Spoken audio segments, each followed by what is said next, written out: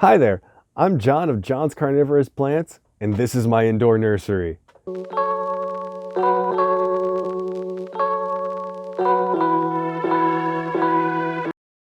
Today I'm going to teach you how to grow Drosera Neocaledonica. I hope I said that right. It's native to New Caledonia, which is off the coast of Australia, and it is a very stunning and easy to grow species. This plant, I would say, is a step up from the regular South African species. So still in the beginner category, but definitely not intermediate. Very easy and fast growing. Please check out the links in the description. You'll find the timestamps to all of the relevant sections of this video, as well as all of my social media, including my Instagram, Facebook, and my Discord, where I answer questions live every Thursday, 9:30 p.m. Eastern Standard Time. Please hop on, say hi, answer your questions. No one's asking questions. We can answer all kinds of other fun stuff or just talk plants. It'll be cool. There's also a link to my nursery where you can buy one of these plants directly from me yourself. And trust me, it'll look absolutely beautiful, just like this. Just saying. Thank you so much. Please like and subscribe, and I hope you enjoyed the video.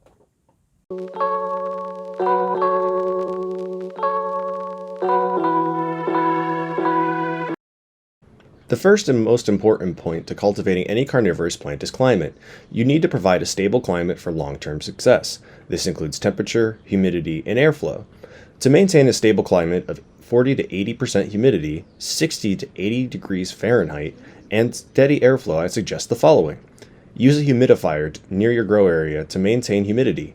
Bags, clear plastic cups, and humidity domes work, but these options are a poor replacement for ambient humidity. Bags and plastic cups in particular can amplify the sun and roast plants with high sun exposure if grown on a windowsill. Use a space heater or air conditioner to keep your temperature between 65 to 80 degrees Fahrenheit. Going too far out of this temperature range can cause stress to the immune systems of the plants and lead to more fungal and pest infections. To measure your grow area's climate, I highly recommend purchasing a thermometer or humidity gauge like this one. There's a link in the description to buy one from Amazon. The next important point to cultivating carnivorous plants is lighting. The sun is the best light you can have for your plants. Since most homes do not have windowsills that provide enough light, indoor growers are left to using indoor LED grow lights. Here you can see that I use an array of different fixtures. No matter what kind of lights you use, make sure to drape the cords before going to your outlet to prevent water-related electrical fires. An appropriately rated timer for your lights is critical to the long-term health of your plants. As a quick overview, lighting sources should be 4 to 6 inches away from most species of carnivorous plants. I recommend Yescom 225 lights as they cost around $30 off Amazon and work great for smaller collections. You can use 4-foot LED shop lights from most big box stores as well. I have a link in the description to the red-blue Suncoat lights that I use for some of my racks. Make sure that you provide at least 12 hours of direct light to your plants a day. Going under this amount can stress certain tropical plants. Like climate shifts, this can lead to decreased immune function. Even plants like to sleep, and some like Biblis only digest prey at night. As a safety tip, make sure you drape your cords and have a low spot to prevent water-related electrical fires. If you are growing your plants outside or on a window, use the species-specific lighting preference later in this video as a guide to how much exposure the plant should receive. Next up, soil. Most carnivorous plants occur in nutrient-poor soils. I grow all of mine in either a mix of peat and perlite or straight long fiber sphagnum moss. Always make sure your medium is thoroughly wet and mixed. If the medium is dry, the plants will die. Never use any medium with fertilizers. The nutrients will burn most carnivorous plant species' roots. Always make sure you rinse your peat and perlite before use. And lastly, if you do not want to make your own mix, I sell pre-made carnivorous plant medium packs on my website. There's a link in the description. One of the most common questions I see is, how do I mix my medium? First I use peat, then I add perlite. I use a hoe and mix it all thoroughly together.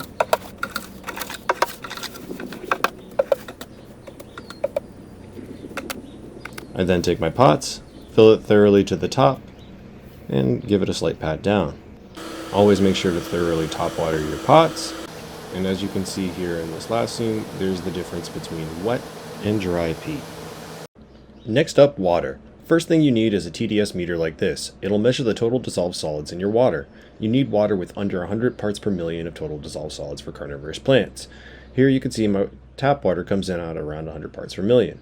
Next, my reverse osmosis filtered water clocks in at 12 parts per million.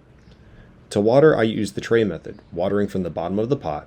I fill these trays 1 to 2 inches up the pot and refill the trays once the tray is dry, but before the medium dries.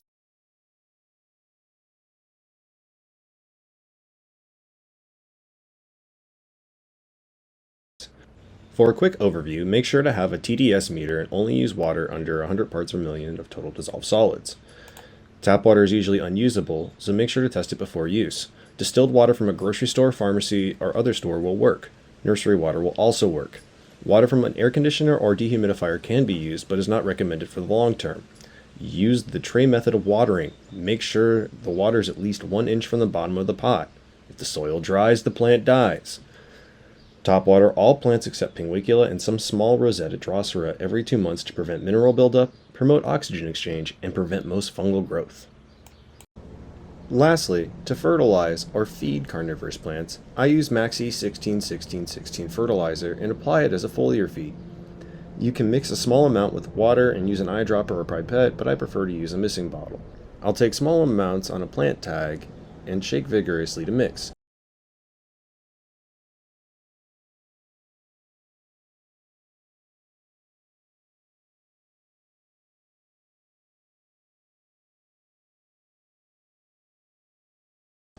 To be accurate, the mixture clocks in around 100 parts per million. I mist the plant's foliage thoroughly for about 30 minutes before the lights go off every 2 weeks. Make sure to spray at an angle perpendicular to the pot to prevent excess fertilizer. This can cause algae growth that can be easily scraped away. Utriculata can be fed by spraying the topsoil, but back off if you see algae mats forming. Drosera Neocaledonica is a member of the order Caryophyllales, family Droseraceae, genus Drosera. This sundew is a very easy to grow sundew if you can keep the humidity and temperature, relatively stable. It likes upper 70s and then 60% plus humidity. I keep mine with 14 hours light on, but have had them as low as 12, and they seem to like it pretty well. This species is very prolific with leaf cuttings, and it's a little slower growing, but produces nice, beautiful rosettes over time. I highly recommend this as a more exotic Drosera for people's collections. So if you've done well with Spatulata or capensis, you shouldn't have too much of an issue with this species.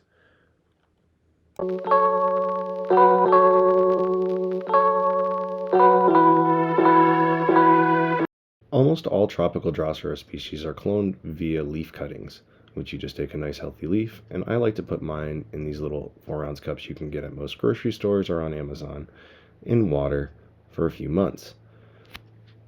Now, after about a month or two, you'll have little plantlets form like this, which you can then transfer on top of soil. Make sure you tap them down so they're making contact, and they'll make little baby roots. And within about a month or two, you'll be able to divide them out into trays that look like this.